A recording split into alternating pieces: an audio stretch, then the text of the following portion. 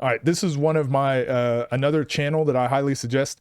Monday, hold me to it, chat. On Monday, I'm going to start making a list of good channels and good skills coaches or good online basketball content creators. I'm going to do that Monday. This guy, he's definitely going to be on that list. Coach Mike is one of my favorite channels to watch, and also just to what do you call it, suggest to other people to watch. He breaks down defense, and he does a really good job just paying attention. The one thing I do hate, I really hate his logo. I do not like it. I'm sorry, Coach Mike, if you happen to see this. I don't know. It's personal. Don't get me wrong. But I think Coach Mike is so good, like in the details about defense. I won't say it's not going to teach you any secret hacks or secret tricks. He literally just like watches, studies, gives you the information and shows you how you can apply it. Like there's no secret hack, but everything here, if you actually want to be a good defender, watching his videos will definitely help with that. So I watched all 366 threes from the NBA finals to answer one question. I don't know what this is, but one of you sent me this in the suggestions. We're going to check it out. All 366 threes from the NBA Finals to answer one question: what actually impacts a shooter? And the one concept I kept coming back to was the contest.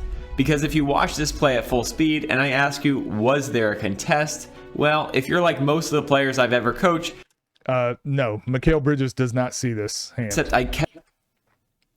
We talk about this a lot, right? Because it's a closeout, Mikal Bridges knows De'Aaron Fox has to make a decision here. So we talk about this with our 1v1s all the time. Mikal Bridges is catching this. He's looking to the side. He's getting into an athletic stance. De'Aaron Fox kind of has to hedge his bets here. As you can see, he's slowing down. He's like, I don't know if he's going to drive or if he's going to shoot. So Mikal Bridges, as soon as he knows you're not in my shooting space, that's an open three. That's a rob shot from Mikal Bridges, right? That's a rob shot. By the time he elevates and shoots, that contest, that's a late contest, not bothering him. However, you will see, the COE, so that coaching clinic that we just watched, go back and watch the defensive coaching clinic of that. And what were they teaching their players? They don't do these short contests if it's a good shooter. They sprint out and they just jump past them. They jump past them on their shooting hand, their shooting pocket side. They just jump past them and force them to drive. So again, that's something where the rest of the world typically finds these little trends and finds these little things that they can implement to try and have a chance against America. And then America usually follows a little bit later. Speed, and I ask you, was there a contest? Well, if you're like most of the players I've ever coached, you're probably going to say, yes, coach, his hands were up. But if we watch it again and we freeze it right at the moment the shooter goes into their shooting motion, you can see clearly the defender's hands are down. And in my view, he has made zero impact on the shot. So I wanted to know, does getting your hand up just a fraction of a second early actually make a difference? And it does makes a huge difference. I'm pretty sure there's already stats on this. I have to admit, what I found even surprised me. Oh, maybe I'm wrong. I'm pretty sure there's stats on it though. A high contest typically makes and they were talking about it in that Mike Zeppel clinic.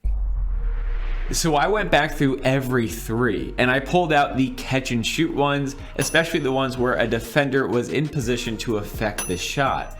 I didn't include closeouts where the defender was too far away to realistically get there, or possessions where the defense was basically daring a non-shooter to shoot. I wanted to really test this. So that left me with 154 threes. Okay, I guess the sample size is going to be a little bit smaller, so his data might surprise us. Then I watched closely, and I split them into two clear groups. Group one was early hand closeouts, where the defender's hand was already up before the shooter went into their shooting motion. Yeah, and I'm pretty sure the stats will back this up. That I think that does have a huge impact. Was the late hand closeouts, where the hand came up after the shooter's motion. And that's just as a shooter, as a scorer, I notice it. So that's why I would train to not notice it. But it's definitely, it would really shock me if the early hand contest didn't play a role. Had already started. And when you watch them side by side, the difference is as small as a half second, sometimes less. But that's also why the players are contesting this way. Oh, sorry, I'm in the way of this one. But that's why they contest this way, because they're taught to do this high contest. Like, it's not accidental. They're taught to do the high contest because the percentages back it up. But over the course of the finals, that tiny difference made a huge impact. Against early hand closeouts, shooters went 12 for 52, just 23%. And against late hand closeouts, they went 49 for 102, wow. 48%, almost double. But here's the part I think matters just as much. Getting your hand up early doesn't just give you a better chance to affect the shot, it can actually make the rest of the closeout easier too. And honestly, that's what made some of these clips so frustrating to watch, because getting the hand up early sounds almost too simple. But once you start looking for it, you can't stop seeing it. I wonder if Coach Mike would have seen that Australian coaching clinic, and I wonder if that, because this video only came out 2 days ago, I wonder if that sparked him to want to look at the NBA and do this. I want to have a combo with Coach Mike. That'd be interesting. I wonder if that video got him thinking about the NBA in that way. But this has been taught for, again, I haven't been in America as long, but this has been taught, like, as far as I can remember, that early hand contest. The defender does the hard part. They cover the. But I guess in America we don't really teach those things, do we? Time, and then they bail out the shooter by not having their hand up. And even on the harder closeouts, when you're coming from much more space, that hand might be the only thing you have to impact the shot. Which makes sense. A great shooter doesn't care about where your hand ends up at the end of the play. What matters is where your hand was when they made the decision to shoot. They've been trained, just like all offensive players, hand down, shoot it, hand up, drive it. And when you look at the early hand clips, it's a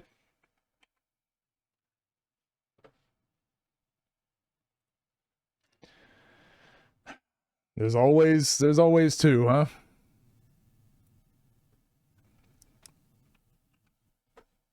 Can't just wear the shirts? Can't just wear the shirts like everyone else? You there for a different reason, huh? Shoot it, hand up, drive it.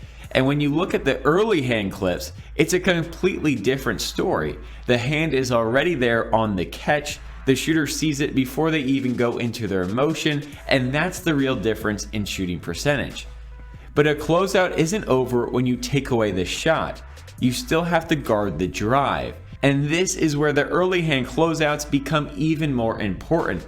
Because if you sprint out and at the very end throw your hand up to contest, well, your momentum isn't just moving forward, now it's moving upwards. And at the exact moment, you probably need to move laterally to contain the drive. And that's going to be nearly impossible. That's why having your hand up before those final steps. And again, Dyson Daniels he's Aussie, but that coaching clinic, or the coaching clinic we just watched, and then obviously the ones we've watched in the past, Dyson Daniels was at the center of excellence. Josh Giddey was at the center of excellence. Those Aussies, Furphy, they were at the center of excellence. So when they have these good habits like this, it's not accidental. It's not accidental that Dyson Daniels has these habits that we learned from Coach Zeppel. Yeah, he's got good habits, good fundamentals on these closeouts. Like, yeah, that's what they learned. How your feet can prepare for what might happen next. So Dyson Daniels again. In cue I give most players when it comes to closeouts is something you can think in your head, and that's this phrase: play the shot, but think the drive. I like that. Play the shot, think the drive. I have not heard it put that way. Play the shot means everything we just covered. Get that hand up and impact the shooter. But I know you don't like Alex Sarama, but that clinic was very Alex Sarama-like. No. It was not Alex Sarama-like. It was Rachel Garlip-like. When I say think the drive, well, that means your body needs to be... Alex Sarama is Rachel Garlip-like. Prepared for when that player puts the ball on the floor.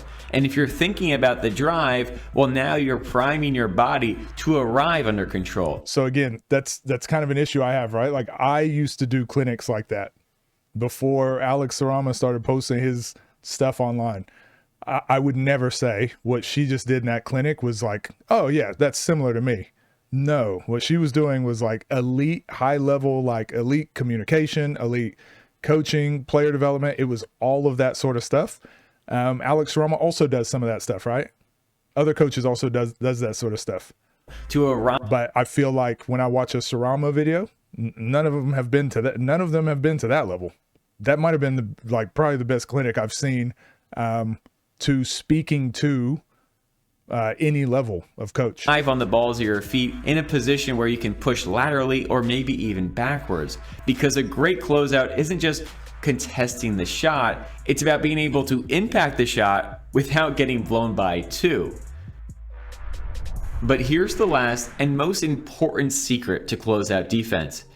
You want to eliminate closeouts from your game completely. Yeah. Now I'll explain obviously what I mean in just a second, but there's obviously a lot more that goes into becoming a great defender and a great closeout defender that we won't be able to cover in this video. The footwork, the deceleration, the mechanics, how you load your body, and how you actually train those movements.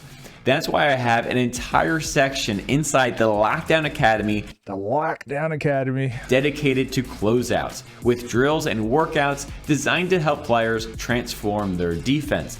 So if you want to go deeper and join the defensive revolution, well, I'll put the link to the Academy in the description below. What up, Crash? So what did I mean when I said eliminating closeouts? Well, the best closeouts are the ones you never have to make. If the ball is already in the shooter's hand and you're still covering space, you're in a tough spot already. Your first goal is to arrive with... But again, we saw this, right? This is going to be more, yes, as a player individually. Honestly, Coach Mike is kind of doing the thing that I was talking about I do. Because I'm not coaching you guys on a team, I don't know what your system is. I don't know what your rules are. I can give you individual things that you can do to be a better player.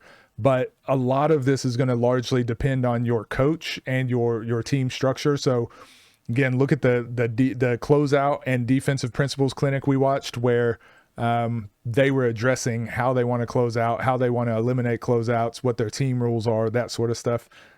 So you can get better individually, but most of it is just going to depend on like what your team rules are. It's the ball, not after it.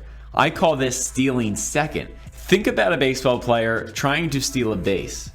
I just moving on the fly to the ball is what most coaches they don't wait until the catcher has the ball and start running.